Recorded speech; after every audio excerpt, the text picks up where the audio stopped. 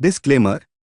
दोस्तों ध्यान से सुनिए, ये कहानी सिर्फ मनोरंजन के लिए बनाई गई एक काल्पनिक स्टोरी है। इसमें दिखाए गए सभी कैरेक्टर्स, नाम, घटनाएं और पावर्स पूरी तरह से काल्पनिक है। इसका किसी भी रियल व्यक्ति या घटना से कोई संबंध नहीं है। अगर कहानी पसंद आए तो लाइक, सब्सक्राइब और शेयर जरूर करें। दोस्तों तो बिना किसी देरी के चलिए कहानी शुरू करते हैं, जो आपको अंत तक बांधे रखेगी।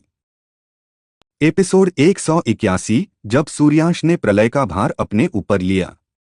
सूर्यांश के शब्द पूरे अस्तित्व में गूंजते ही ऐसा लगा मानो स्वयं समय की धड़कन रुक गई हो। शून्य समुद्र की उठती हुई लहरें अचानक स्थिर हो गईं, टूटते हुए तारामंडल हवा में जमे रह गए और अनगिनत संसारों की चेतनाएं मौन होकर उस युवक को देखने लगीं जिसने अभी अभी ऐसी बात कह दी थी जिसकी कल्पना तक किसी ने नहीं की थी। अगर उसे दंड चाहिए तो मैं उसका भार अपने साथ बांटूंगा। यह केवल शब्द नहीं थे बल्कि स्वयं अस्तित्व के नियमों को चुनौती देने वाला संकल्प था। आर्या की आंखें अविश्वास से फैल गईं। उसने कांपती आवाज में कहा, सूर्यांश, तुम समझते भी हो इसका अर्थ क्या है? लेकिन सूर्यांश शांत था। उसकी आंखों में कोई हिचक नहीं थी, क्योंकि उसने आदिम निगलकर्ता की पीड़ा को महसूस किया था। वह जान चुका था कि केवल दंड किसी चेतना को नहीं बदलता। कभी कभी किसी को यह एहसास दिलाना पड़ता है कि वह पूरी तरह अकेला नहीं है। तभी मूल न्याय चेतना की अनंत आंखों में विचित्र तरंगें उठीं। उसकी आवाज पूरे अस्तित्व में गूंजी, तुम एक ऐसी सत्ता के पापों का भार लेने को तैयार हो जिसने अनगिनत संसार मिटाए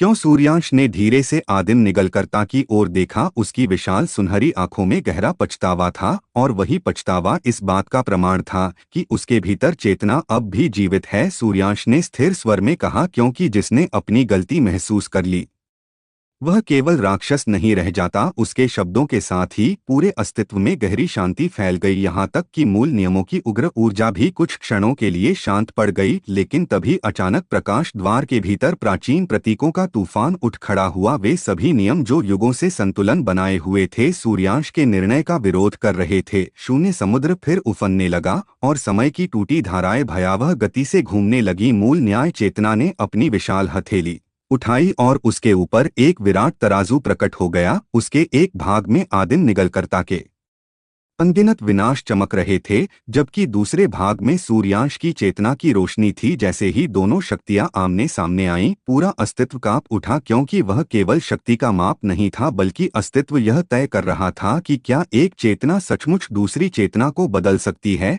तभी आदिम निगलकर्ता कांप उठा। उसने पहली बार भय से सूर्यांश की ओर देखा और उसकी भारी आवाज गूंजी, नहीं, तुम यह मत करो। मैंने जो नष्ट किया है उसका भार कोई सह नहीं सकता। उसके शब्दों में पहली बार अपने लिए नहीं बल्कि किसी और के लिए डर था। आर्या की आंखों में आंसू भर आए, क्योंकि वह समझ गई थी कि आदिम निगलकर्ता सचमुच बदलने लगा है। लेकिन सूर्यांश फिर भी पीछे नहीं हटा। उसने धीरे से कहा, अगर तुम्हें अकेले यह सब सहना पड़ता रहा तभी तुम प्रलय बने। उसके शब्दों के साथ ही उसके पीछे घूमती दोनों दुनियाएं अचानक खुल गईं। मोती वाला आदिम संसार और उसकी नवजात सृष्टि, दोनों से अनगिनत रोशनियां उठीं। वे सभी चेतनाएं थीं जिन्होंने सूर्यांश के भीतर विश्वास रखा था। वे सभी ऊर्जा बनकर उसके चारों ओर घूमने लगीं। तभी मूल न्याय चेतना ने अपनी हथेली नीचे गिराई और अगले ही पल आदिम निगलकर्ता के अनगिनत पापों की ऊर्जा सीधे सूर्यांश की ओर बढ़ी। वह दृश्य इतना भयावह था कि कई संसारों की चेतनाएं कांप उठीं, क्योंकि वह केवल विनाश की शक्ति नहीं थी बल्कि युगों की पीड़ा, भय और अकेलेपन का भार था। जैसे ही वह ऊर्जा सूर्यांश से टकराई, उसका शरीर कांप उठा। उसकी आंखों के सामने अनगिनत दृश्य घूमने लगे, बुझते हुए संसार, चीखती चेतनाएं, टूटते हुए समय क्षेत्र और वह अनथीन अंधकार जिसमें आदिम निगलकर्ता युगों से कैद था। उसकी सांसें भारी हो गईं, उसके शरीर पर दरारें उभरने लगीं, यहाँ तक कि उसका मूल संतुलन चिन्ह भी कांपने लगा। आर्या चीख उठी, सूर्यांश, लेकिन वह फिर भी खड़ा रहा, क्योंकि उसी क्षण उसके भीतर की पहली आत्मा और उसकी नवजात सृष्टि की असंख्य चेतनाएं उसके साथ जुड़ गईं। वे सभी उसकी चेतना को टूटने से बचा रही थीं। तभी सूर्यांश ने दर्द से कांपते हुए भी मुस्कुराकर कहा, अब यह भार केवल तुम्हारा नहीं है। उसके शब्द सुनते ही आदिम निगलकर्ता की विशाल चेतना टूट गई। उसकी आंखों से सुनहरी आंसू बहने लगे और उसके चारों ओर फैला अंधकार धीरे धीरे शांत होने लगा। तभी अचानक पूरे अस्तित्व में अनगिनत प्रकाश तरंगें फैल गईं। वे उन संसारों की चेतनाएं थीं जिन्हें कभी निगलकर्ता ने नष्ट किया था, और अब वे स्वयं यह महसूस कर रही थीं कि उनके विनाश का कारण केवल दानवता नहीं बल्कि अनंत अकेलापन था। मूल न्याय चेतना यह सब मौन होकर देख रही थी। उसकी आंखों में पहली बार कठोरता कम हुई और उसकी आवाज पूरे अस्तित्व में गूंजी जिसने दूसरों का भार अपने भीतर लिया।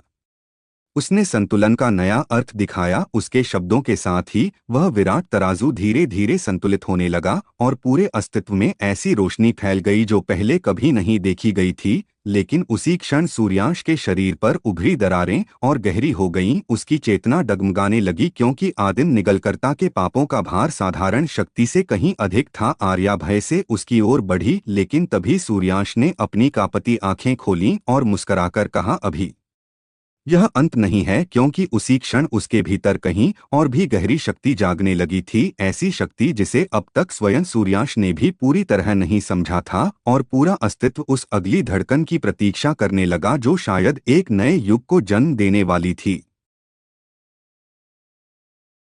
टूटती हुई चेतना और जागता हुआ आदिम स्रोत। पूरे अस्तित्व में फैली दिव्य रोशनी के बीच सूर्यांश का शरीर लगातार कांप रहा था। आदिम निगलकर्ता के अनगिनत पापों और युगों की पीड़ा का भार उसकी चेतना को भीतर से तोड़ने लगा था। उसके हाथों और सीने पर उभरी दरारें अब सुनहरी और काली ऊर्जा से भर चुकी थीं, मानो उसके भीतर स्वयं सृष्टि और शून्य का संघर्ष चल रहा हो। आर्या भय से उसकी ओर बढ़ी, लेकिन जैसे ही उसने सूर्यांश को छूना चाहा, उसके चारों ओर घूमती प्राचीन ऊर्जा ने उसे पीछे धकेल दिया। क्योंकि अब सूर्यांश की चेतना ऐसी अवस्था में प्रवेश कर चुकी थी जहां सामान्य शक्तियां पहुंच ही नहीं सकती थीं। दूसरी ओर आदिम निगलकर्ता स्थिर खड़ा था। उसकी विशाल सुनहरी आंखों में पहली बार भय साफ दिखाई दे रहा था, लेकिन वह भय अपने लिए नहीं था। वह सूर्यांश को टूटते हुए देख रहा था और उसकी चेतना कांप उठी क्योंकि युगों में पहली बार कोई उसके लिए स्वयं को दांव पर लगा रहा था। तभी उसकी भारी आवाज पूरे अस्तित्व में गूंजी, बस करो, अगर तुम टूट गए तो यह संतुलन फिर बिखर जाएगा।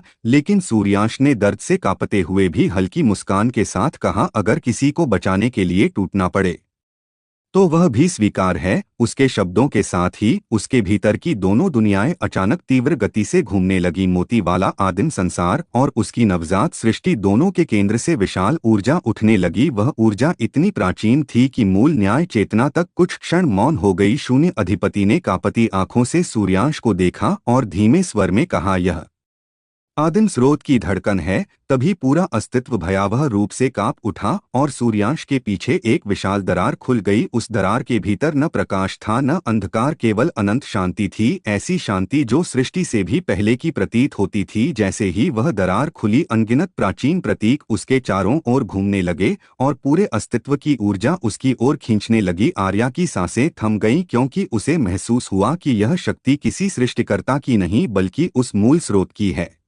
जहां से स्वयं नियम जन्मे थे। तभी सूर्यांश की चेतना के भीतर अनगिनत आवाजें गूंजने लगीं। वे प्रथम सृष्टिकर्ताओं की चेतनाएं थीं जो युगों पहले विलीन हो चुकी थीं। उनमें से एक गंभीर आवाज बोली, जिसने दूसरों का भार उठाया वही आदिम स्रोत तक पहुंच सकता है। अगले ही क्षण सूर्यांश के भीतर भयंकर पीड़ा उठी। आदिम निगलकर्ता के पापों की ऊर्जा उसकी चेतना को चीर रही थी। उसके सामने अनगिनत भयावह दृश्य घूमने लगे, इतने विनाश, इतने टूटे हुए संसार की किसी भी चेतना का अस्तित्व मिट जाए। लेकिन तभी उसकी नवजात सृष्टि की असंख्य छोटी चेतनाओं की धड़कनें फिर उसके भीतर गूंज उठीं। वे सब उसे पुकार रही थीं और वही पुकार उसे टूटने नहीं दे रही थी। सूर्यांश ने गहरी सांस ली और अपनी आंखें बंद कर लीं। तभी उसके माथे का मूल संतुलन चिन्ह अचानक टूटने लगा। आर्या घबरा उठी क्योंकि वही चिन्ह उसकी शक्ति का केंद्र था। लेकिन अगले ही पल उस टूटते चिन्ह के भीतर से एक नया प्रतीक उभरा। वह पहले से कहीं अधिक प्राचीन था। उसमें न केवल सृजन और शून्य बल्कि स्वयं चेतना की धड़कन भी समाहित थी। जैसे ही वह नया चिन्ह प्रकट हुआ, पूरे अस्तित्व में ऐसी तरंग फैल गई जिससे टूटे हुए संसारों के अवशेष भी चमक उठे। मूल न्याय चेतना की आंखों में पहली बार स्पष्ट विस्मय दिखाई दिया। उसने धीमे स्वर में कहा, आदिम स्रोत चिन्ह यह कैसे संभव है, क्योंकि वह चिन्ह केवल कथाओं में था। कहा जाता था कि जब कोई चेतना केवल शक्ति नहीं बल्कि पूरे अस्तित्व के दर्द को स्वीकार कर ले तब आदिम स्रोत स्वयं उसे पहचानता है। उसी क्षण सूर्याश ने धीरे धीरे आंखें खोलीं। अब उसकी आंखों में केवल सुनहरी अग्नि या शांत अंधकार नहीं था, बल्कि उनमें अनंत आकाश जैसा गहरा संतुलन था। उसकी उपस्थिति इतनी विशाल हो चुकी थी कि उसके आसपास समय स्वयं धीमा पड़ गया। आदिम निगलकर्ता उसे देखता रह गया, क्योंकि पहली बार उसे किसी चेतना में भय नहीं बल्कि पूर्ण स्वीकार दिखाई दिया।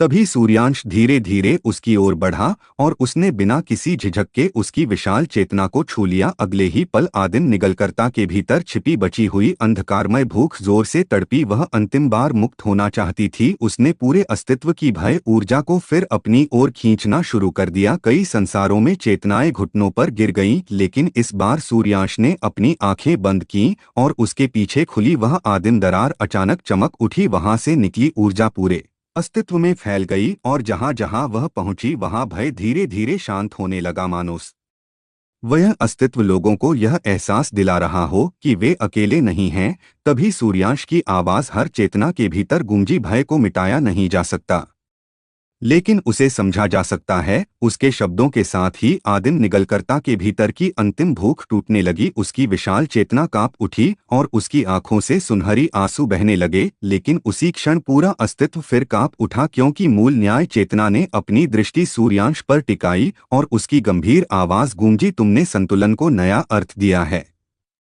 लेकिन अब तुम्हें अंतिम मूल्य चुकाना होगा। उसके शब्दों के साथ ही आदिम स्रोत दरार के भीतर से ऐसी ऊर्जा उठने लगी जिसने अनगिनत ब्रह्मांडों को हिला दिया। और आर्या के चेहरे का रंग उड़ गया, क्योंकि उसने महसूस कर लिया था कि अब सूर्यांश के सामने जो आने वाला है वह किसी भी युद्ध से अधिक भयावह होगा।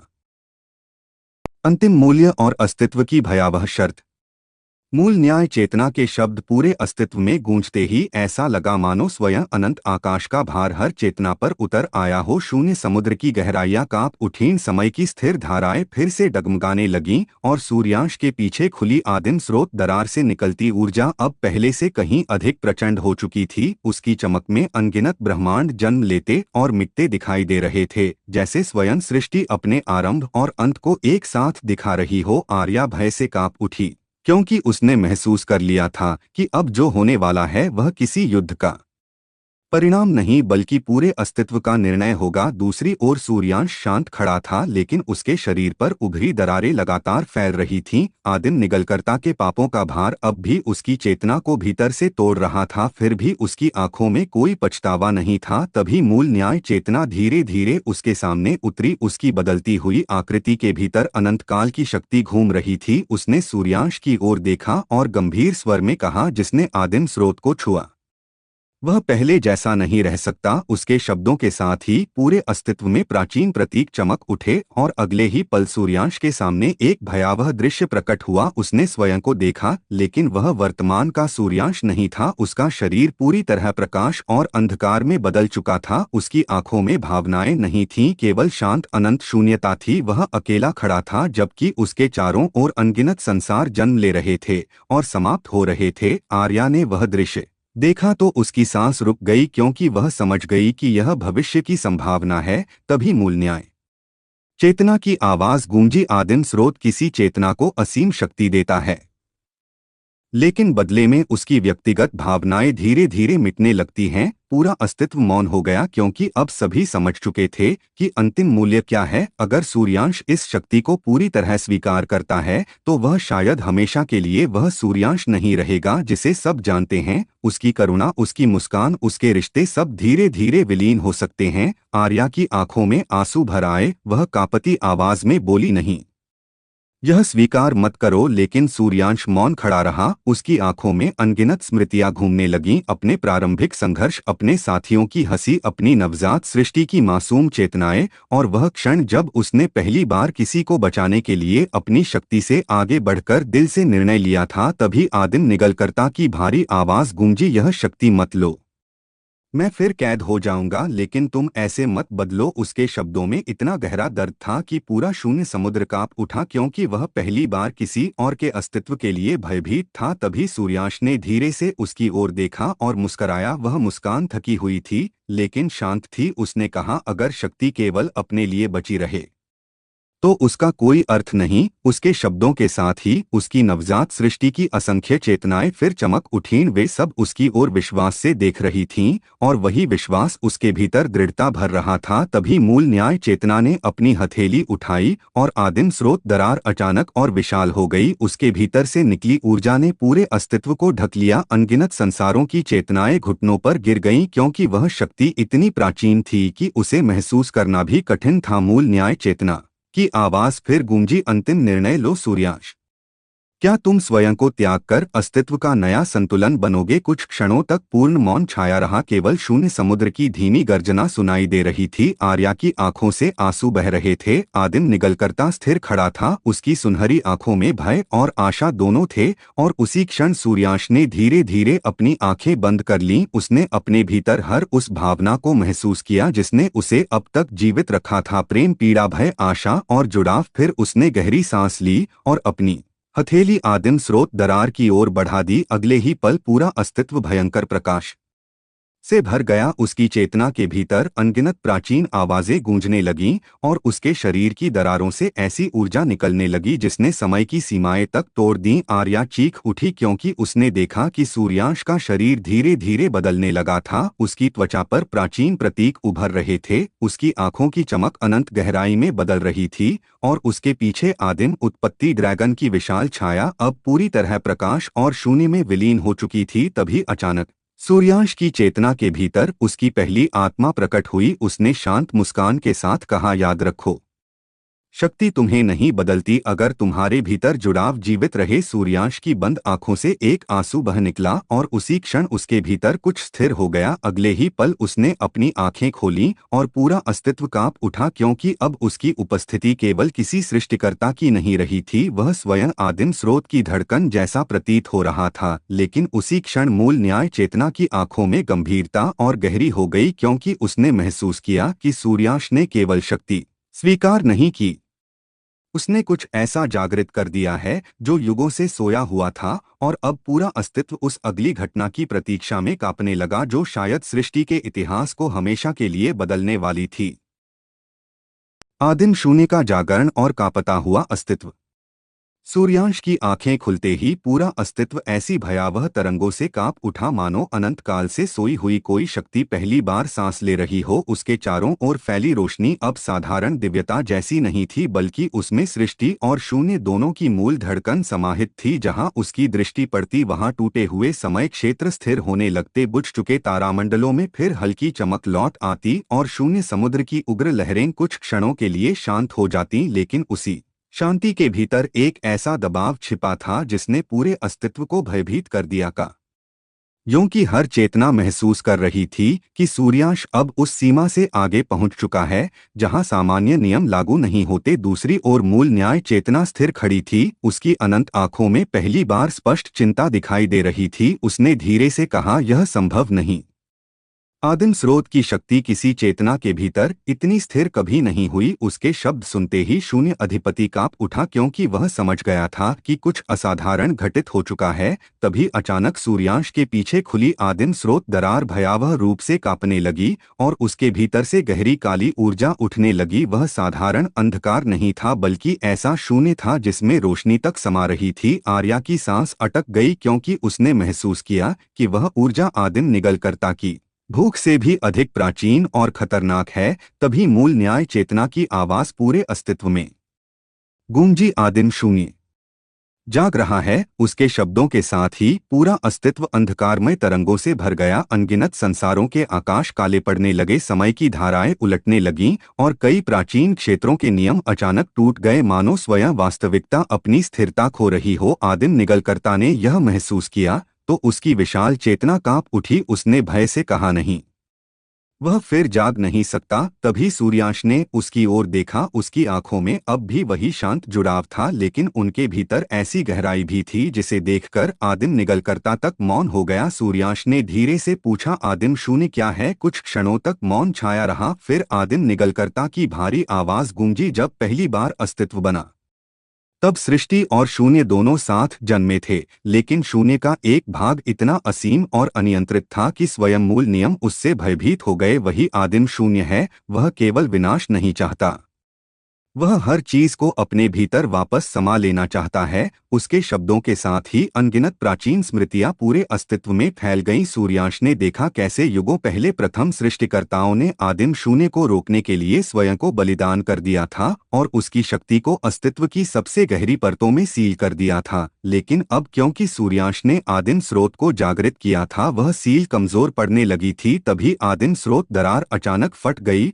और उसके भीतर से दो विशाल आंखें प्रकट हुई। वे आंखें इतनी गहरी थीं कि उन्हें देखते ही कई चेतनाएं अपनी स्मृतियां खोने लगीं। पूरा अस्तित्व भय से कांप उठा, क्योंकि वह कोई साधारण सत्ता नहीं बल्कि स्वयं आदिम शून्य की चेतना थी। उसकी आवाज हर दिशा में गूंजी। अंततः द्वार खुल गया। उसके शब्दों के साथ ही अनगिनत अंधकारमय हाथ दरार से बाहर निकलने लगे। वे जहां पहुंचते वहां संसारों की वास्तविकता घुलने लगती, समय रुक जाता और चेतनाएं शून्य में विलीन होने लगती। आर्या ने तुरंत अपनी शक्ति फैलाकर कई क्षेत्रों को बचाने की कोशिश की, लेकिन उसकी ऊर्जा उन हाथों के सामने कुछ क्षणों में टूटने लगी। शून्य अधिपति ने गंभीर स्वर में कहा, अगर आदिम शून्य पूरी तरह जाग गया तो केवल संसार नहीं बल्कि अस्तित्व का अर्थ ही समाप्त हो जाएगा। तभी मूल न्याय चेतना ने पहली बार सूर्यांश की ओर ऐसे देखा जैसे अब वही अंतिम आशा हो। उसने कहा, तुमने आदिम स्रोत को स्थिर किया है, केवल तुम ही अब उसे रोक सकते हो। लेकिन सूर्यांश शांत खड़ा रहा। उसकी चेतना के भीतर अब भी आदिम स्रोत की गहरी धड़कन गूंज रही थी। उसने महसूस किया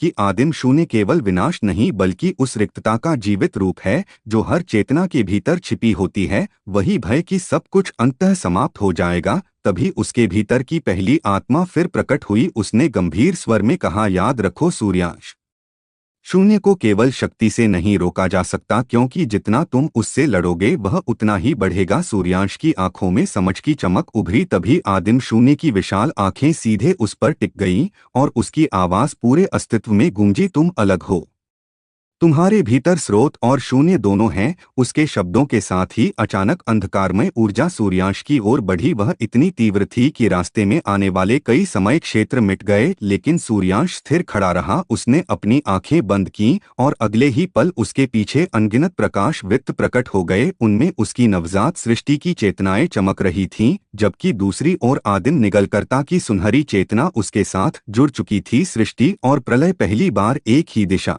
में खड़े थे। तभी सूर्यांश ने धीरे से कहा, शून्य अंत नहीं है, अगर उसके भीतर जुड़ाव जीवित हो। उसके शब्दों के साथ ही उसके माथे पर चमकता आदिम स्रोत चिन्ह अचानक बदलने लगा और पूरे अस्तित्व में ऐसी तरंग फैली जिसने आदिम शून्य की बढ़ती ऊर्जा को कुछ क्षणों के लिए रोक दिया। लेकिन उसी क्षण मूल न्याय चेतना की आंखों में भय उभर आया, क्योंकि उसने महसूस किया कि सूर्यांश अब केवल आदिम स्रोत को नहीं छू रहा, वह उससे भी परे किसी शक्ति को जागृत करने लगा है। और वह शक्ति या तो पूरे अस्तित्व को बचाएगी या फिर हमेशा के लिए सब कुछ बदल देगी।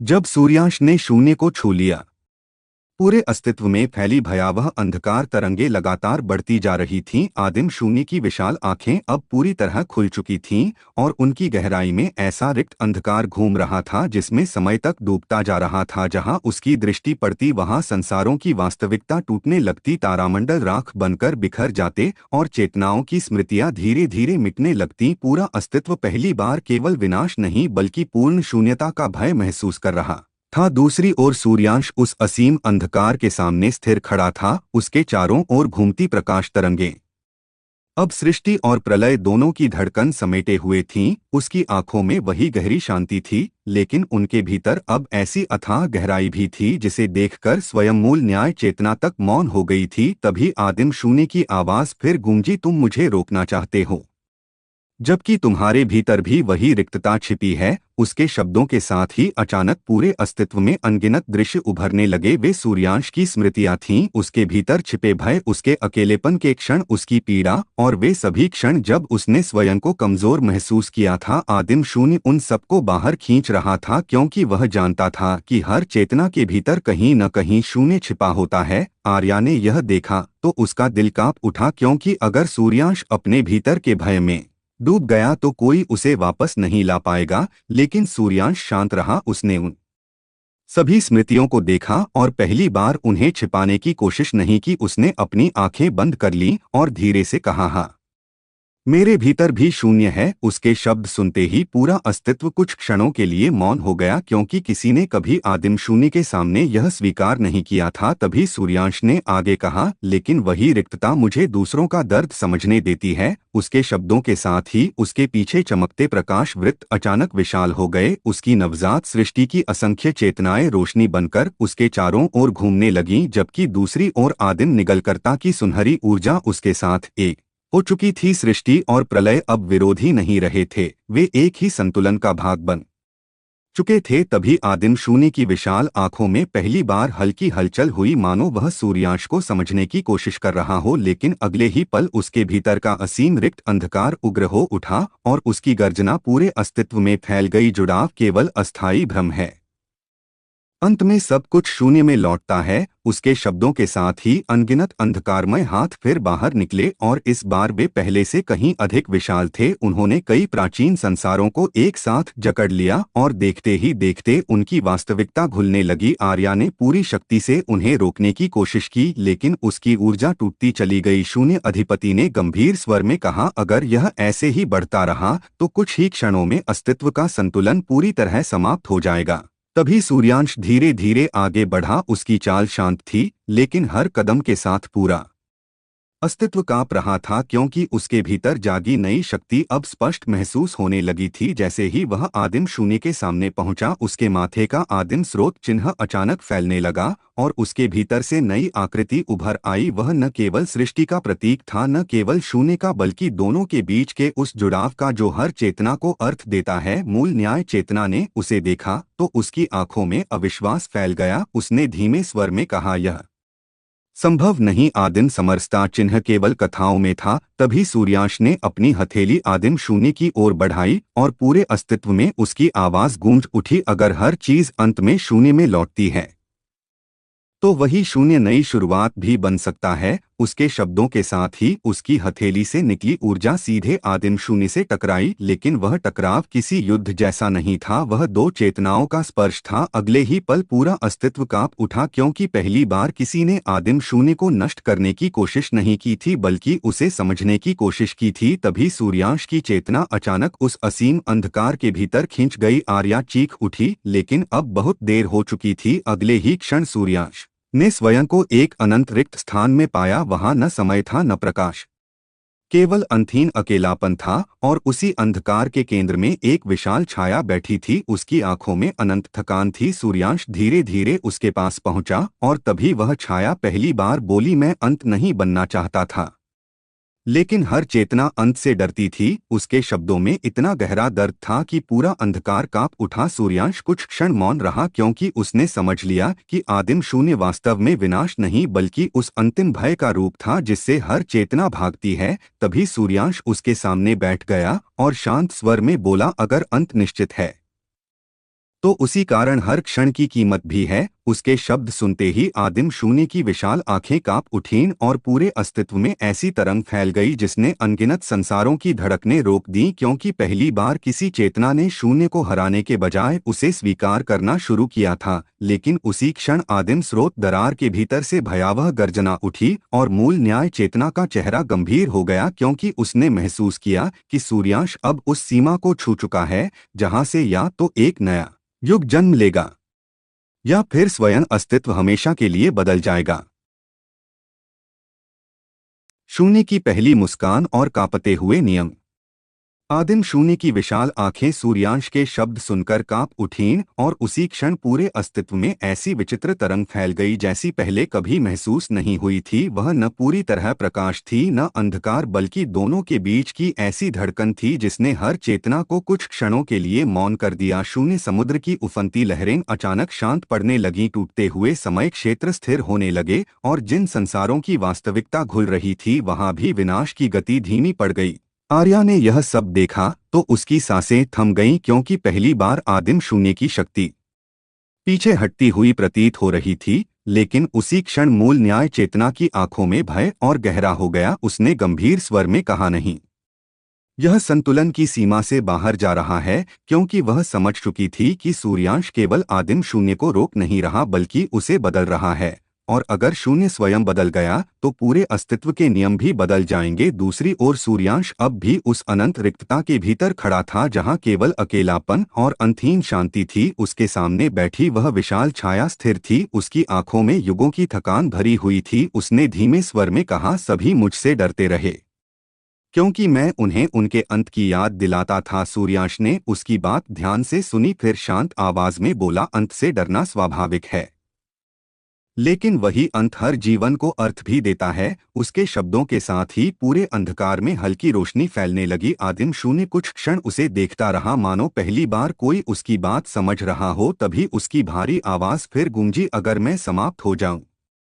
तो क्या भय भी समाप्त हो जाएगा? सूर्यांश ने धीरे से सिर हिलाया और कहा, नहीं, क्योंकि भय हर चेतना का भाग है, लेकिन उसे स्वीकार करके ही कोई आगे बढ़ता है। उसके शब्द सुनते ही अनंत रिक्तता कांप उठी और पहली बार आदिम शून्य की विशाल आंखों में कठोरता कम होने लगी। उसी क्षण बाहर वास्तविक अस्तित्व में अंधकारमय हाथ धीरे धीरे पीछे हटने लगे। कई बुझ चुके तारामंडलों में फिर रोशनी लौटने लगी और अनगिनत चेतनाओं ने अपने भीतर से वह दबाव कम होते महसूस किया जिसने उन्हें घुटनों पर ला दिया था। आर्या की आंखों में आशा की चमक उभरी, लेकिन तभी पूरा अस्तित्व अचानक भयावह रूप से कांप उठा। आदिम स्रोत दरार के भीतर से निकली ऊर्जा अब नियंत्रण से बाहर होने लगी थी। सृष्टि और शून्य की दोनों शक्तियां एक साथ जागने के कारण वास्तविकता की सीमाएं टूटने लगीं। कई समय क्षेत्र एक दूसरे में मिलने लगे, कुछ संसार अचानक भविष्य देखने लगे जबकि कुछ अपने अतीत में लौटने लगे। शून्य अधिपति ने गंभीर स्वर में कहा, अगर यह ऊर्जा ऐसे ही बढ़ती रही तो अस्तित्व स्वयं अपने भार से फट जाएगा। तभी मूल न्याय चेतना ने अपनी विशाल दृष्टि सूर्यांश पर टिकाई और उसकी आवाज हर दिशा में गूंज उठी, तुमने शून्य को बदलना शुरू कर दिया है, लेकिन उसकी कीमत पूरे अस्तित्व को चुकानी पड़ सकती है। उसी क्षण सूर्यांश ने महसूस किया कि आदिम स्रोत और आदिम शून्य दोनों की शक्तियां उसके भीतर टकराने लगी हैं। उसके शरीर पर उभरे प्राचीन प्रतीक तेज चमकने लगे और उसकी चेतना पर असहनीय दबाव बढ़ गया। उसकी सांसें भारी हो गईं, लेकिन फिर भी उसकी आंखों में शांति बनी रही, क्योंकि अब वह समझ चुका था कि यह संघर्ष शक्ति का नहीं बल्कि अस्तित्व के अर्थ का है। तभी आदिम शून्य धीरे धीरे उठा, उसकी विशाल छाया पूरे रिक्त स्थान में फैल गई, लेकिन इस बार उसकी उपस्थिति में केवल भय नहीं था, उसमें गहरी उदासी भी थी। उसने सूर्यांश की ओर देखा और पूछा, अगर मैं बदल जाऊं तो मेरा स्थान क्या होगा? सूर्यांश कुछ क्षण मौन रहा, फिर उसने मुस्कुराकर कहा, वही जो हर चेतना का होता है। जुड़ाव। उसके शब्द सुनते ही आदिम शून्य की आंखों में पहली बार हल्की चमक उभरी और अगले ही क्षण पूरे अस्तित्व में ऐसी तरंग फैली जिसने अनगिनत संसारों को रोशन कर दिया। मूल न्याय चेतना यह देखकर स्तब्ध रह गई, क्योंकि आदिम शून्य के भीतर पहली बार विनाश के अलावा कोई और भावना जन्म ले रही थी। तभी अचानक आदिम स्रोत दरार के भीतर से प्रचंड गर्जना हुई और पूरा अस्तित्व हिल गया। एक विशाल दरार वास्तविकता के बीचों बीच उभर आई, उसके भीतर अनगिनत टूटे हुए समय क्षेत्र घूम रहे थे और उनसे ऐसी शक्ति निकल रही थी जो सृष्टि और शून्य दोनों को निगल सकती थी। आर्या भय से कांप उठी, क्योंकि उसने महसूस किया कि यह केवल ऊर्जा का असंतुलन नहीं है बल्कि स्वयं अस्तित्व का मूल ढांचा टूटने लगा है। तभी मूल न्याय चेतना की आवाज गूंजी, अगर यह दरार पूरी तरह खुल गई तो सृष्टि और शून्य दोनों एक दूसरे में समा जाएंगे और फिर कुछ भी शेष नहीं रहेगा। पूरा अस्तित्व भय में डूब गया, लेकिन उसी क्षण सूर्यांश आगे बढ़ा। उसकी आंखों में अब अनंत शांति थी। उसने आदिम शून्य की ओर अपनी हथेली बढ़ाई और कहा, अगर अंत और शुरुआत साथ नहीं चलेंगे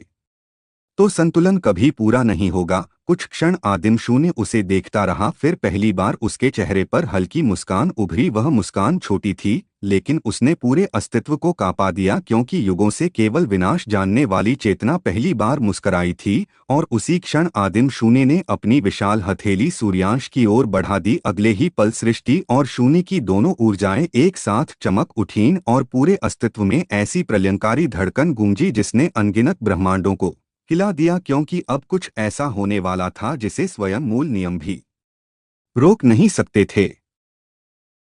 जब सृष्टि और शून्य एक साथ धड़के, आदिम शून्य की विशाल हथेली सूर्यांश की ओर बढ़ते ही पूरा अस्तित्व ऐसी भयावह रोशनी और अंधकार से भर गया कि अनगिनत संसारों की चेतनाएं अपनी आंखें तक खोल नहीं पा रही थीं। शून्य समुद्र की लहरें आकाश से भी ऊपर उठने लगीं। टूटे हुए समय क्षेत्र एक दूसरे में समाने लगे और वास्तविकता की सीमाएं लगातार बिखरती जा रही थीं। लेकिन उस प्रलयंकारी दृश्य के बीच सूर्यांश शांत खड़ा था। उसकी हथेली अब आदिम शून्य की विशाल हथेली को छू चुकी थी और उसी क्षण ऐसी धड़कन पूरे अस्तित्व में गूंजी जिसने हर चेतना के भीतर की ऊर्जा को हिला दिया। वह केवल शक्ति का मिलन नहीं था, बल्कि दो विपरीत अस्तित्वों का पहली बार एक दूसरे को स्वीकार करना था। आर्या की सांसें थम गईं, क्योंकि उसने महसूस किया कि सृष्टि और शून्य की दोनों मूल ऊर्जाएं अब सूर्यांश के भीतर एक साथ प्रवाहित होने लगी हैं। दूसरी ओर मूल न्याय चेतना के चेहरे पर पहली बार स्पष्ट भय दिखाई दिया। उसने कांपती आवाज में कहा, नहीं,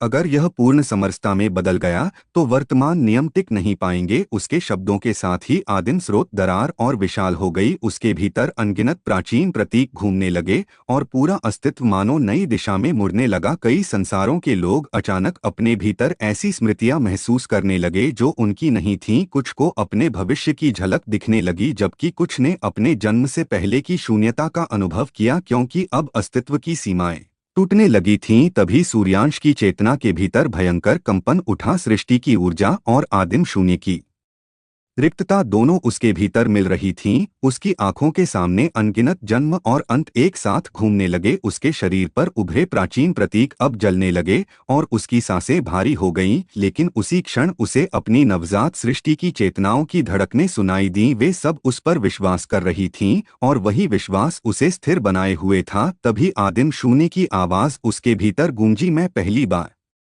अकेला नहीं हूँ। उसके शब्दों में ऐसी शांति थी जिसने सूर्यांश की चेतना को छू लिया। उसने महसूस किया कि युगों से विनाश बन चुकी यह सत्ता केवल स्वीकार किए जाने की प्रतीक्षा कर रही थी। तभी बाहर वास्तविक अस्तित्व में आदिम निगलकर्ता धीरे धीरे आगे बढ़ा। उसकी विशाल सुनहरी आंखों में गहरी भावना थी। उसने सूर्यांश और आदिम शून्य को साथ देखा और उसकी चेतना कांप उठी, क्योंकि वह समझ गया था कि सूर्यांश वहां पहुंच चुका है जहां कभी कोई नहीं पहुंचा।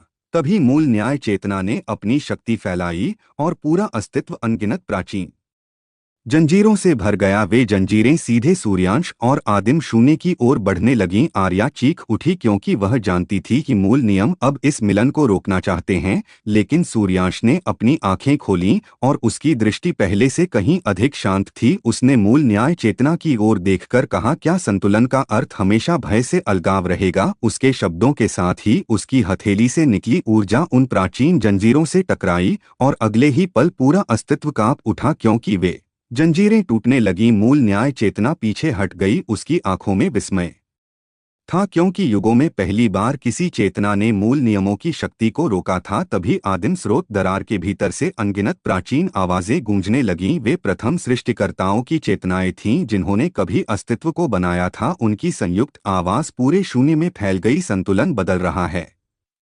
नया युग जन्म ले रहा है। उनके शब्दों के साथ ही सूर्यांश के पीछे अचानक एक विशाल आकृति प्रकट हुई। वह आदिम उत्पत्ति ड्रैगन था, लेकिन अब उसका रूप पहले जैसा नहीं था। उसके शरीर का आधा भाग दिव्य सुनहरी रोशनी से बना था, जबकि दूसरा आधा गहरे शांत शून्य से। उसका विशाल स्वरूप पूरे अस्तित्व पर छा गया और उसकी आंखों में ऐसी गहराई थी जिसमें सृष्टि और अंत दोनों समाहित थे। आर्या यह दृश्य देखकर स्तब्ध रह गई, क्योंकि उसने समझ लिया कि सूर्यांश की शक्ति अब किसी एक मार्ग की नहीं रही, वह स्वयं संतुलन का जीवित रूप बनता जा रहा है। तभी अचानक वास्तविकता के बीच उभरी वह विशाल दरार और अधिक फैल गई। उसके भीतर से अराजक ऊर्जा निकलने लगी जिसने कई संसारों की सीमाएं तोड़ दी। मूल न्याय चेतना ने गंभीर स्वर में कहा, समरसता अभी अधूरी है। अगर यह दरार बंद नहीं हुई तो सब कुछ एक ही चेतना में विलीन हो जाएगा। सूर्यांश ने उस दरार की ओर देखा और तुरंत समझ गया कि सृष्टि और शून्य का मिलन केवल पहला चरण था। अब उसे अस्तित्व के टूटते मूल ढांचे को स्थिर करना होगा। लेकिन तभी आदिम शून्य ने उसका हाथ पकड़ लिया। उसकी विशाल आंखों में अब पहली बार भय था। उसने धीमे स्वर में कहा, अगर यह दरार बंद हुई तो शायद मुझे फिर लौटना पड़ेगा उस अनंत अकेलेपन में। उसके शब्द सुनते ही सूर्यांश कुछ क्षण मौन हो गया, क्योंकि वह जानता था कि यह सत्य हो सकता है। लेकिन अगले ही पल उसने शांत मुस्कान के साथ कहा, नहीं, इस बार तुम अकेले नहीं रहोगे। उसके शब्दों के साथ ही उसके भीतर का आदिम समरसता चिन्ह अचानक प्रज्वलित हो उठा और पूरे अस्तित्व में ऐसी धड़कन गूंजी जिसने समय की हर धारा को रोक दिया, क्योंकि सूर्यांश अब एक ऐसा निर्णय लेने जा रहा था जो या तो सृष्टि और शून्य दोनों को नया जन्म देगा या फिर स्वयं उसे हमेशा के लिए बदल देगा। वह निर्णय जिसने अनंत को रोक दिया। पूरे अस्तित्व में फैली हुई वह भयावह धड़कन लगातार तीव्र होती जा रही थी। सूर्यांश के भीतर चमकता आदिम समरसता चिन्ह अब केवल उसके शरीर तक सीमित नहीं रहा था। उसकी रोशनी अनगिनत संसारों के आर पार फैल रही थी और जहां वह पहुंचती वहां टूटती हुई वास्तविकता कुछ क्षणों के लिए स्थिर हो जाती। लेकिन दूसरी ओर वास्तविकता के मध्य उभरी वह विशाल दरार और भी अधिक विकराल होती जा रही थी। उसके भीतर घूमती अराजक ऊर्जा अब सृष्टि और शून्य दोनों को निगलने लगी थी। कई प्राचीन संसार अचानक एक दूसरे में समाने लगे। समय की अलग अलग धाराएं टकराकर विस्फोट करने लगीं और अनगिनत चेतनाएं भय से कांप उठीं, क्योंकि उन्हें लगने लगा कि अब अस्तित्व का अंत निश्चित है। आर्या ने पूरी शक्ति से कई संसारों की सीमाओं को बचाने की कोशिश की, लेकिन उसकी ऊर्जा लगातार टूट रही थी। उसके माथे पर गहरी चोटों से रक्त बहने लगा, फिर भी वह रुकी नहीं, क्योंकि उसकी आंखें केवल सूर्यांश पर टिकी थीं। दूसरी ओर मूल न्याय चेतना गंभीर खड़ी थी। उसकी विशाल आंखों में पहली बार असमर्थता दिखाई दे रही थी। उसने धीमे स्वर में कहा, अगर यह दरार अभी नहीं रुकी तो समय स्वयं अपने भीतर ध्वस्त हो जाएगा। तभी सूर्यांश ने धीरे से अपनी आंखें बंद की। उसके भीतर आदिम शून्य की शांत धड़कन और सृष्टि की जीवंत ऊर्जा दोनों एक साथ बह रही थीं। उसने महसूस किया कि अस्तित्व की हर चेतना इस समय भय और आशा के बीच झूल रही है। तभी उसके भीतर पहली आत्मा फिर प्रकट हुई। उसने मुस्कुराकर कहा, शक्ति का अर्थ नियंत्रण नहीं, जिम्मेदारी है। सूर्यांश ने उसकी बात सुनी और फिर अपनी दृष्टि उस विशाल दरार पर टिकाई जो हर क्षण और भयानक होती जा रही थी। उसी समय आदिम शून्य की आवाज उसके भीतर गूंजी, अगर तुम इसे बंद करोगे तो संतुलन बनाए रखने के लिए किसी को दोनों पक्षों का भार उठाना होगा। सूर्यांश शांत रहा, क्योंकि वह समझ चुका था कि इसका अर्थ क्या है। अगर वह यह निर्णय लेता है तो शायद वह कभी सामान्य चेतना की तरह नहीं रह पाएगा। उसकी आत्मा को सृष्टि और शून्य दोनों के बीच पुल बनना पड़ेगा। आर्या ने उसकी आंखों में वह मौन समझ लिया और भय से चीख उठी, नहीं सूर्यांश, तुम फिर खुद को मत खो देना। उसकी आवाज पूरे अस्तित्व में गूंज उठी। लेकिन सूर्यांश ने उसकी ओर देखकर वही शांत मुस्कान दी जो हर संकट में उसे शक्ति दे रही थी। उसने धीमे स्वर में कहा, अगर मैं पीछे हट गया तो यह सब समाप्त हो जाएगा। उसके शब्दों के साथ ही उसके पीछे खड़ा आदिम उत्पत्ति ड्रैगन अचानक गर्जना करने लगा। उसकी गर्जना इतनी विशाल थी कि अनगिनत टूटती समय धाराएं रुक गईं। फिर सूर्यांश धीरे धीरे उस विशाल दरार की ओर बढ़ने लगा। हर कदम के साथ उसका शरीर बदलता जा रहा था। उसके भीतर की रोशनी और शून्य अब अलग अलग नहीं रहे थे, वे एक दूसरे में घुलने लगे थे। उसकी त्वचा पर चमकते प्राचीन प्रतीक अब जीवित दिखाई दे रहे थे और उसकी आंखों के भीतर अनंत आकाश घूम रहा था। तभी मूल न्याय चेतना ने पहली बार उसके सामने सिर झुका दिया और गंभीर स्वर में बोली, तुम वह कर रहे हो जो प्रथम सृष्टिकर्ता भी नहीं कर सके थे। पूरे अस्तित्व में मौन छा गया, क्योंकि किसी ने कभी मूल न्याय चेतना को किसी के सामने झुकते नहीं देखा था। तभी सूर्यांश उस विशाल दरार के बिल्कुल सामने पहुंच गया। उसके भीतर से निकलती अराजक ऊर्जा उसकी चेतना को चीरने लगी, लेकिन वह स्थिर खड़ा रहा। उसने अपनी दोनों हथेलियां आगे बढ़ाई और अगले ही क्षण सृष्टि तथा शून्य की दोनों ऊर्जाएं उसके भीतर से निकलकर उस दरार में समाने लगीं। पूरा अस्तित्व कांप उठा, क्योंकि पहली बार किसी चेतना ने विनाश और सृजन दोनों को एक साथ नियंत्रित किया था। दरार धीरे धीरे बंद होने लगी, लेकिन उसी क्षण सूर्यांश के शरीर पर गहरी दरारें उभर आईं। उसकी आत्मा पर असहनीय दबाव पड़ रहा था। आर्या आंसुओं में टूट गई क्योंकि वह महसूस कर रही थी कि सूर्यांश की चेतना धीरे धीरे अस्तित्व की सीमाओं में विलीन होने लगी है। तभी आदिम शून्य अचानक उसके सामने प्रकट हुआ। उसकी विशाल आंखों में अब भय स्पष्ट था। उसने कहा, तुम स्वयं को मिटा दोगे? सूर्यांश ने दर्द के बीच हल्की मुस्कान दी और बोला, अगर किसी के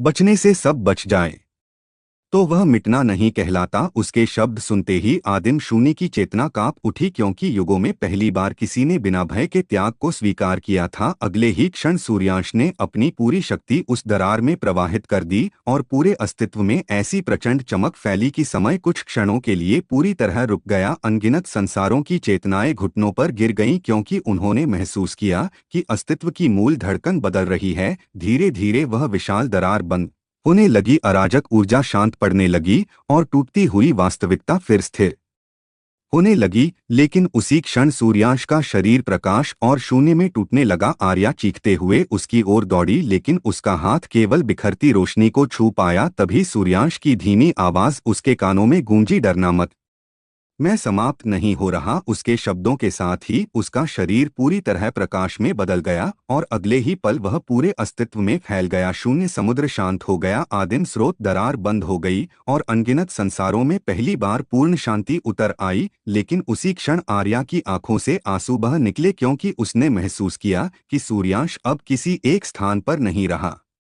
वह स्वयं अस्तित्व की धड़कनों में समा चुका है और दूर अनंत शून्य के भीतर आदिम शून्य की आंखों में पहली बार अकेलापन नहीं बल्कि प्रतीक्षा दिखाई दी, क्योंकि उसे महसूस हो चुका था कि यह अंत नहीं बल्कि किसी और भी बड़े परिवर्तन की शुरुआत है।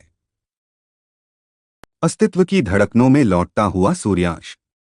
पूरे अस्तित्व में फैली हुई वह दिव्य शांति धीरे धीरे स्थिर होने लगी थी। टूटे हुए समय क्षेत्र अब फिर से अपने क्रम में लौट रहे थे। बुझ चुके तारामंडलों में नई रोशनी जन्म लेने लगी थी और जिन संसारों ने अभी कुछ क्षण पहले विनाश का भय देखा था, वहां अब जीवन की हल्की धड़कनें फिर सुनाई देने लगी थीं। लेकिन उस शांति के भीतर एक गहरा खालीपन भी छिपा था, क्योंकि हर चेतना महसूस कर रही थी कि कुछ बदल चुका है, कुछ ऐसा जो पहले कभी नहीं हुआ था। दूसरी ओर आर्या अब भी उसी स्थान पर घुटनों के बल बैठी थी जहां कुछ क्षण पहले सूर्यांश खड़ा था। उसकी आंखों से लगातार आंसू बह रहे थे और उसकी कांपती उंगलियां उस बिखरी हुई रोशनी को छूने की कोशिश कर रही थीं, जो धीरे धीरे पूरे अस्तित्व में विलीन हो चुकी थी। उसने टूटती आवाज में कहा, तुमने फिर खुद को सबके लिए मिटा दिया।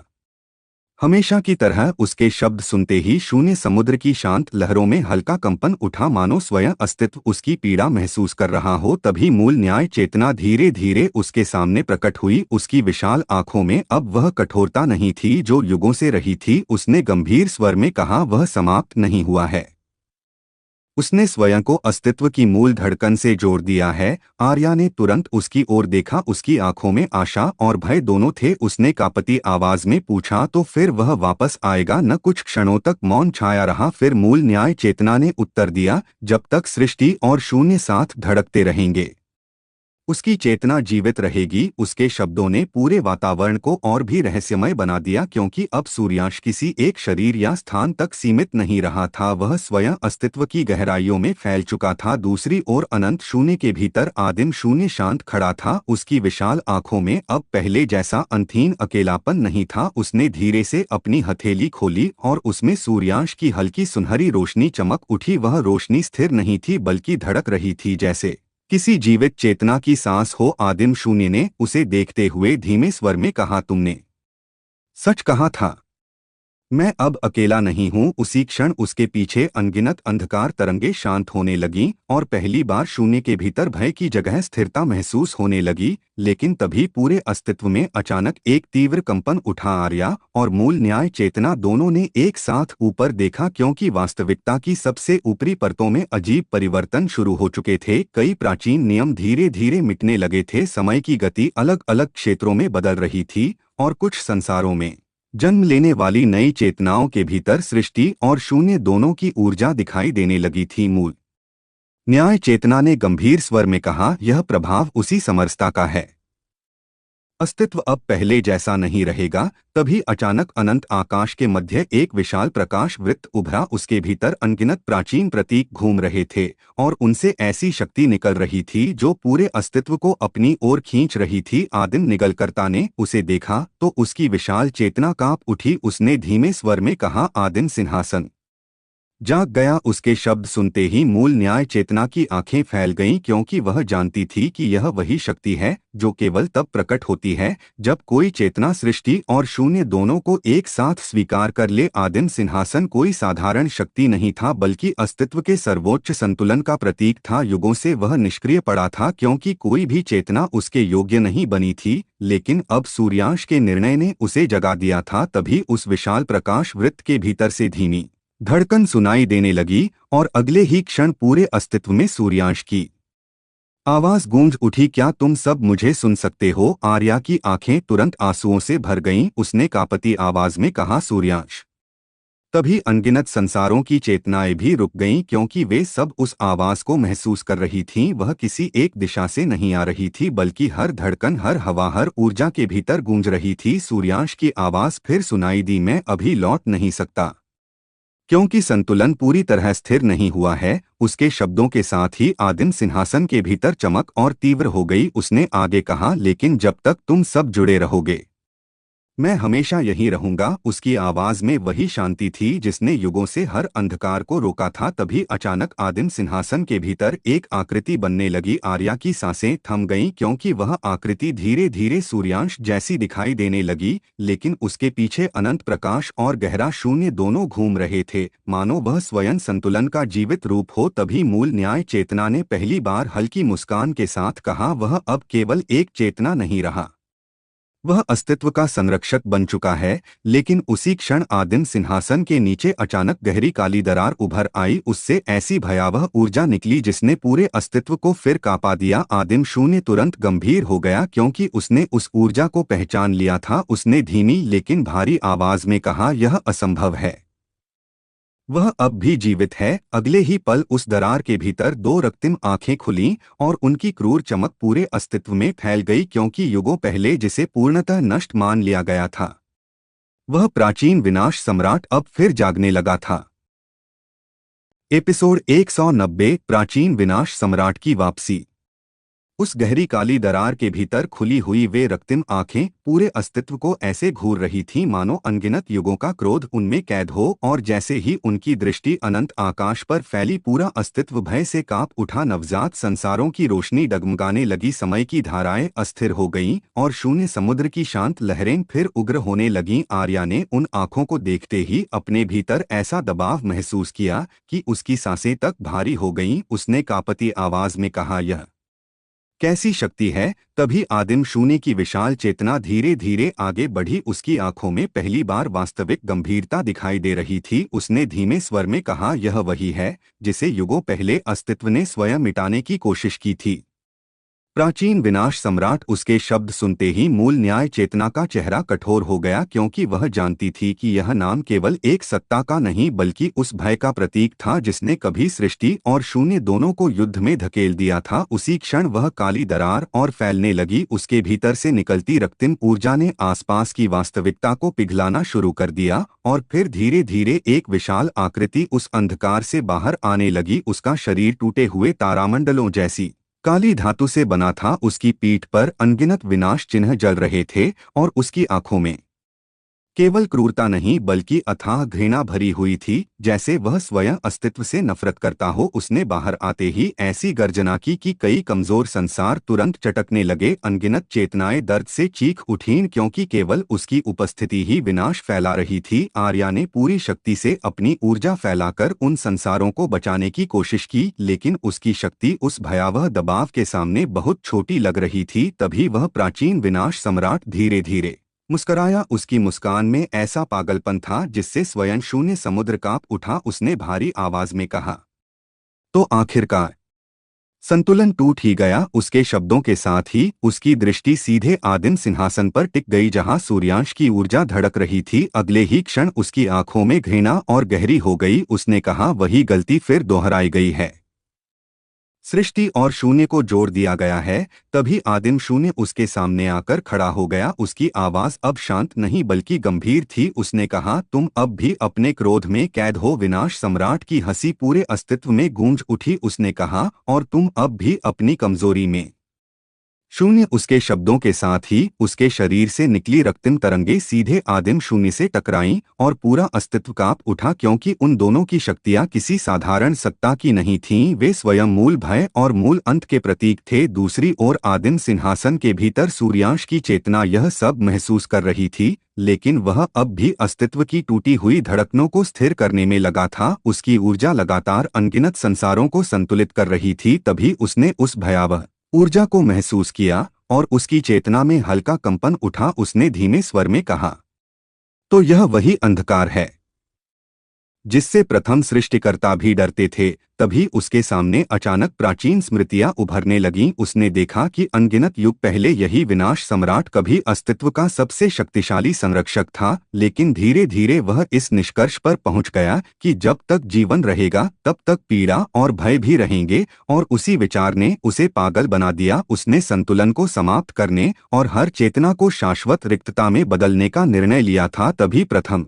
सृष्टिकर्ताओं और आदिम शून्य ने मिलकर उसे सील कर दिया था, लेकिन अब सूर्यांश द्वारा बनाए गए नए संतुलन ने उसकी कैद को कमजोर कर दिया था, क्योंकि वह समरसता उस पुराने विनाश को फिर जगाने लगी थी। तभी बाहर वास्तविक अस्तित्व में विनाश सम्राट ने अपनी विशाल हथेली उठाई और अगले ही क्षण कई संसार उसकी मुट्ठी में कैद हो गए। उनकी वास्तविकता टूटने लगी और उनमें रहने वाली चेतनाएं भय से चीख उठीं। आर्या ने यह देखा तो उसकी आंखों में क्रोध भर गया। वह पूरी शक्ति से उसकी ओर बढ़ी और अपनी दिव्य ऊर्जा से उन संसारों को छुड़ाने की कोशिश करने लगी, लेकिन विनाश सम्राट ने केवल एक दृष्टि उसकी ओर डाली और आर्या का शरीर हजारों किलोमीटर दूर जा गिरा। उसके होठों से रक्त बह निकला, क्योंकि उसकी शक्ति उस भयावह सत्ता के सामने बहुत छोटी थी। तभी आदिम निगलकर्ता ने प्रचंड गर्जना की और सीधे विनाश सम्राट पर टूट पड़ा। दोनों की टक्कर से पूरा अस्तित्व कांप उठा, लेकिन अगले ही क्षण विनाश सम्राट ने केवल अपनी उंगलियों से उसकी शक्ति रोक ली। उसकी आंखों में उपहास था। उसने कहा, तुम सब अब भी नहीं समझे।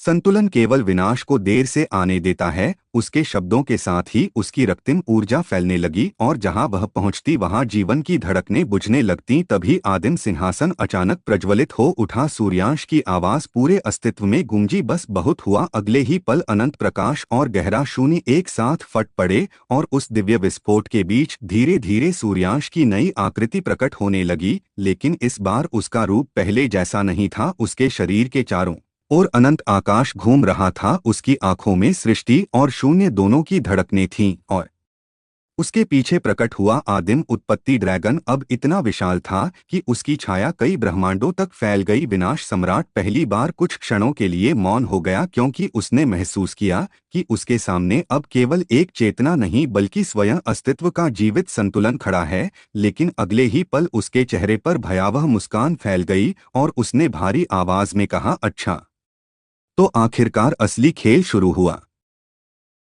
एपिसोड 191, जब संतुलन और विनाश आमने सामने आए।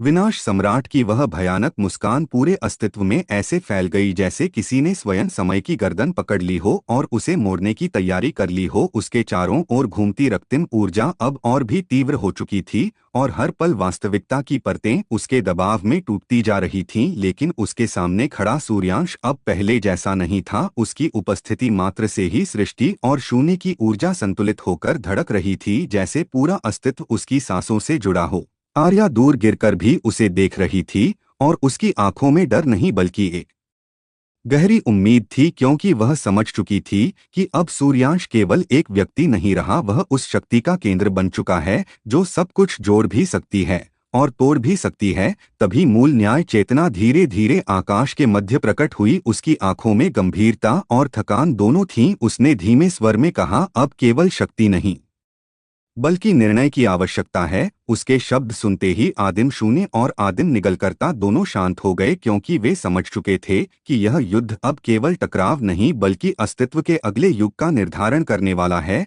तभी विनाश सम्राट ने अपना हाथ उठाया और उसके इशारे मात्र से कई विशाल समय क्षेत्र टूटकर गिरने लगे। उन टूटते हुए समय क्षेत्रों के भीतर अनगिनत युगों की चीखें गूंजने लगीं। उसने भारी स्वर में कहा, तुम सबने मुझे कैद किया था केवल इसलिए क्योंकि मैं सत्य देख चुका था। सूर्याश ने उसकी ओर देखा। उसकी आंखों में कोई क्रोध नहीं था बल्कि एक अजीब सी शांति थी। उसने धीरे से कहा, और तुम्हारा सत्य क्या था? तभी विनाश सम्राट की आंखें और गहरी हो गईं। उसने कहा कि हर सृष्टि अंत की ओर जाती है और अंत ही सबसे सच्चा रूप है। उसके शब्दों के साथ ही उसने अपनी पूरी शक्ति एक साथ विस्फोटित कर दी और पूरा अस्तित्व कांप उठा। अनगिनत संसार एक साथ टूटने लगे। लेकिन उसी क्षण सूर्याश ने अपनी हथेली आगे बढ़ाई और जैसे ही उसने ऐसा किया, सृष्टि और शून्य की ऊर्जा एक साथ उसके भीतर से प्रवाहित होकर पूरे अस्तित्व में फैल गई और एक अदृश्य दीवार बन गई जिसने विनाश की उस लहर को रोक लिया। पूरा ब्रह्मांड एक पल के लिए स्थिर हो गया, जैसे समय ने स्वयं अपनी सांस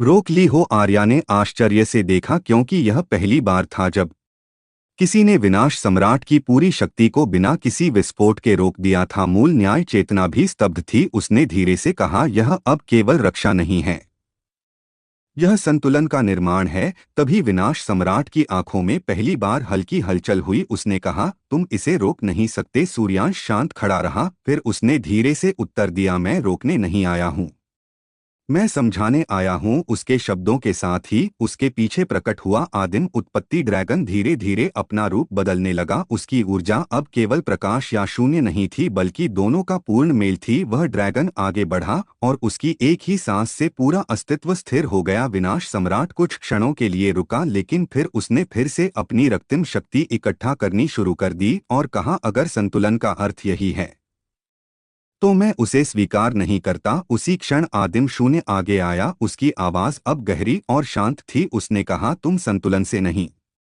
भय से भाग रहे हो। उसके शब्दों के साथ ही दोनों के बीच फिर से टकराव की ऊर्जा बनने लगी। लेकिन तभी सूर्यांश ने अपनी आंखें बंद कीं और पूरे अस्तित्व में एक अजीब सा कंपन फैल गया। उसने महसूस किया कि यह युद्ध शक्ति से नहीं बल्कि दृष्टिकोण से जीता जाएगा। तभी उसके भीतर आदिम समरसता चिन्ह और तेज चमका और अगले ही क्षण पूरे अस्तित्व में उसकी आवाज गूंजी, विनाश को रोकना समाधान नहीं है, उसे समझना ही असली मार्ग है। उसके शब्दों के साथ ही विनाश सम्राट के चारों ओर एक अजीब सी शांति बनने लगी। उसकी रक्तिम ऊर्जा कुछ क्षणों के लिए धीमी पड़ गई, जैसे वह खुद अपने विचारों से लड़ रहा हो। लेकिन तभी उस काली दरार के भीतर से फिर से वही अज्ञात शक्ति हलचल करने लगी जो पहले विनाश सम्राट को जागृत कर चुकी थी। और इस बार वह शक्ति और भी गहरी और पुरानी थी, जिससे पूरा अस्तित्व फिर से कांपने लगा, क्योंकि अब केवल विनाश सम्राट नहीं बल्कि उससे भी पुरानी कोई चेतना जागने वाली थी। विनाश से भी पुरानी चेतना का जागरण।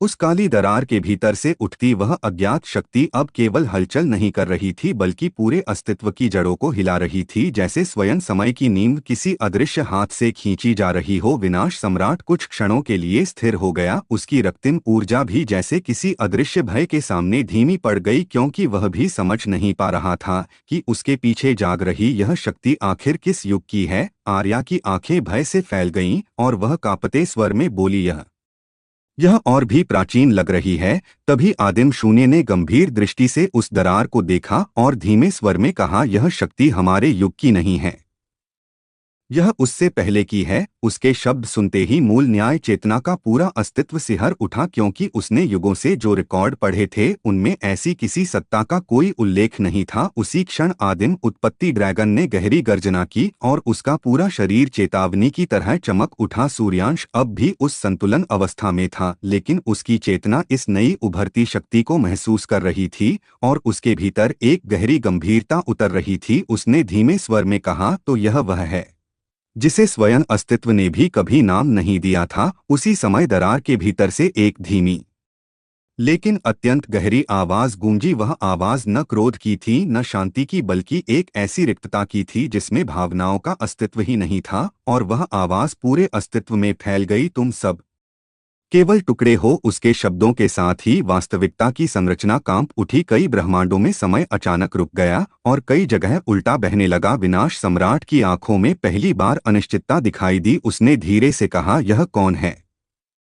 उसके प्रश्न के साथ ही दरार से एक धुंधली आकृति बाहर आने लगी। उसका रूप स्पष्ट नहीं था, लेकिन उसकी उपस्थिति मात्र से ही सृष्टि और शून्य दोनों के नियम टूटने लगे, जैसे किसी ने मूल लेखन को ही मिटाना शुरू कर दिया हो। आर्या ने देखा कि उसके चारों ओर की रोशनी धीरे धीरे बुझ रही है और उसके स्थान पर एक ऐसी शांति फैल रही है जो जीवन की नहीं बल्कि पूर्ण समाप्ति की थी। मूल न्याय चेतना ने तुरंत अपनी पूरी शक्ति फैलाई और कहा, यह अस्तित्व का मूल विनाश नहीं है, यह उससे भी गहरी स्थिति है जहां न सृष्टि है न शून्य। उसके शब्द सुनते ही सूर्यांश की आंखें खुली और उसके भीतर समरसता चिन्ह और तीव्र हो उठा, क्योंकि अब यह केवल युद्ध नहीं था बल्कि अस्तित्व की परिभाषा बदलने का क्षण था। तभी उस धुंधली आकृति ने एक कदम आगे बढ़ाया और उसके साथ ही अनगिनत ब्रह्मांड ऐसे गायब होने लगे जैसे वे कभी थे ही नहीं। विनाश सम्राट ने अचानक अपनी पूरी शक्ति एक साथ उस आकृति पर छोड़ दी, लेकिन उसकी ऊर्जा उस पर पहुंचते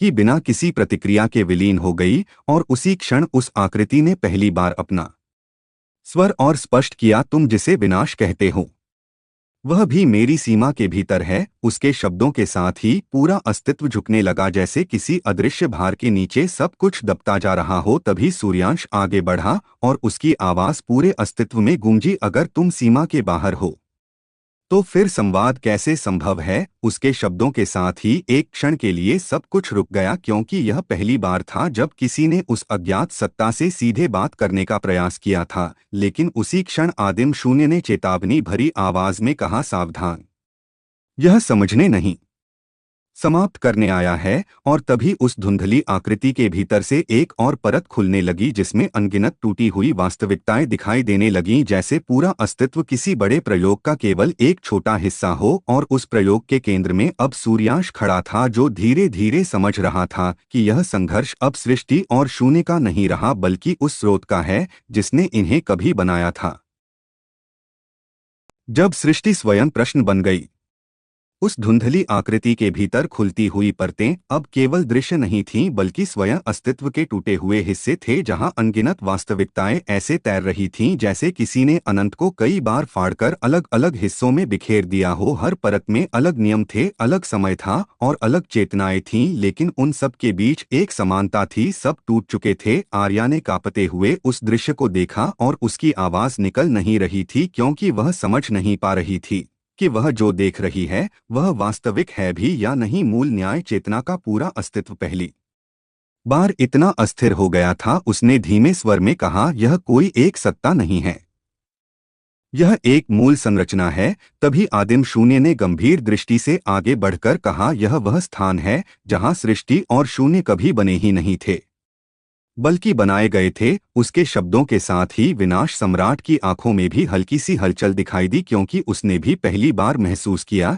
कि उसके भीतर का क्रोध भी इस शक्ति के सामने छोटा पड़ रहा है। सूर्यांश अब उस संतुलन अवस्था से पूरी तरह बाहर आ चुका था। उसकी चेतना पूरी तरह जागृत थी और उसके चारों ओर सृष्टि और शून्य दोनों की ऊर्जा एक साथ घूम रही थी, जैसे वह स्वयं किसी नए नियम का केंद्र बन गया हो। उसने धीरे से कहा, अगर हम बनाए गए हैं तो बनाने वाला कौन है? उसके प्रश्न के साथ ही वह धुंधली आकृति कुछ क्षण के लिए स्थिर हो गई और फिर उसकी आवाज पूरे अस्तित्व में फैल गई, प्रश्न वही पूछते हो जो पहले भी मिटाए जा चुके हैं। उसके शब्दों के साथ ही कई ब्रह्मांड अचानक अस्तित्व से गायब होने लगे, जैसे किसी ने उन्हें कभी लिखा ही नहीं था। आर्या ने यह देखा तो उसकी आंखों में भय भर गया और उसने सूर्यांश को पुकारा, लेकिन उसकी आवाज उस अनंत शून्य में खो गई। उसी क्षण सूर्यांश ने अपनी शक्ति इकट्ठी की और पूरे अस्तित्व में एक स्थिरता की लहर फैला दी, जिससे गायब होते हुए ब्रह्मांड कुछ क्षणों के लिए रुक गए। मूल न्याय चेतना ने तुरंत कहा, यह शक्ति समय को भी नहीं मानती, यह स्मृति को भी मिटा देती है। उसके शब्दों के साथ ही वह धुंधली आकृति धीरे धीरे और स्पष्ट होने लगी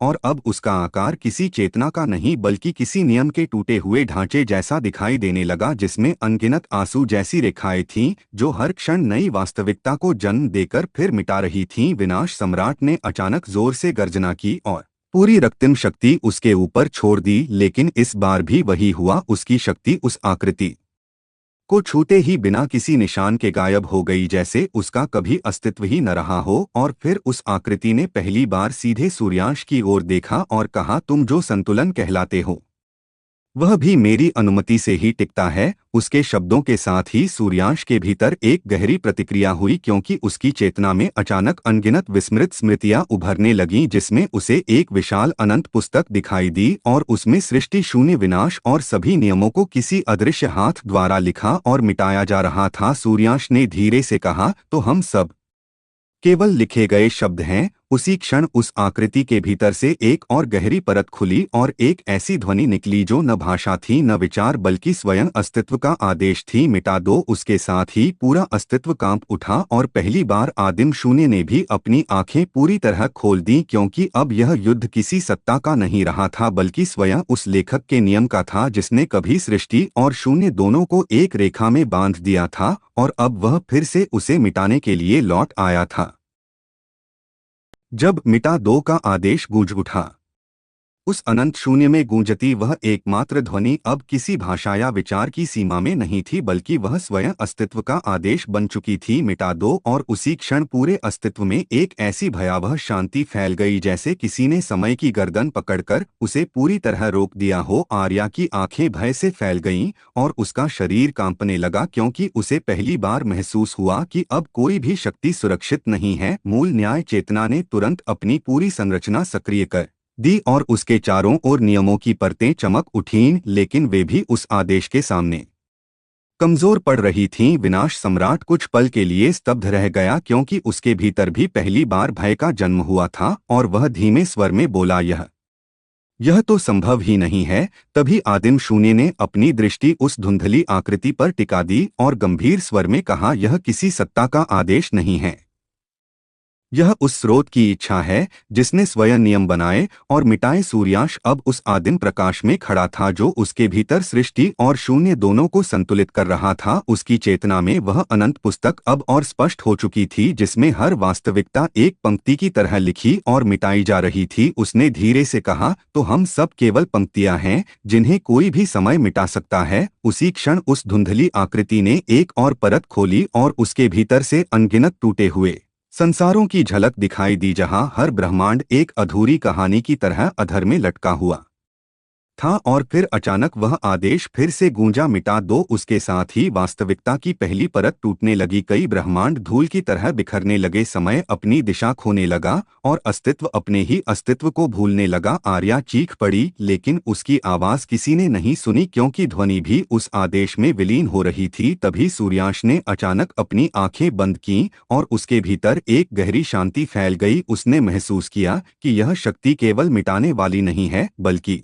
वह स्वयं प्रश्न भी है। और उसी क्षण उसने अपनी चेतना को उस अनंत पुस्तक के केंद्र तक पहुंचाया जहां वह अदृश्य लेखक बैठा हुआ था। उसने धीमे स्वर में कहा, अगर तुम मिटा सकते हो तो लिखने वाला भी जवाब दे। उसके शब्दों के साथ ही पूरा अस्तित्व एक बार फिर थम गया, क्योंकि पहली बार किसी ने उस आदेश का सामना सीधे स्रोत से किया था। विनाश सम्राट ने आश्चर्य से सूर्यांश को देखा, क्योंकि वह समझ नहीं पा रहा था कि कोई उस शक्ति के सामने खड़ा भी कैसे हो सकता है। तभी मूल न्याय चेतना ने धीमे स्वर में कहा, यह अब युद्ध नहीं रहा, यह संवाद बन गया है। और उसी क्षण धुंधली आकृति के भीतर पहली बार हल्की सी हलचल हुई, जैसे कोई पुराना नियम टूटने वाला हो। लेकिन तभी पूरे अस्तित्व के सबसे गहरे कोने से एक और आवाज उठी, जो उस आदेश से भी अधिक ठंडी और विशाल थी, और उसने कहा, सूर्यांश, तुम अभी उस जगह पहुंचे ही नहीं हो जहां प्रश्न शुरू होते हैं। और उसी के साथ उसके पीछे वह अनंत पुस्तक पूरी तरह खुलने लगी, जिसमें सूर्यांश ने देखा कि सृष्टि, शून्य, विनाश और संतुलन सब केवल एक बड़े चक्र के छोटे अध्याय हैं,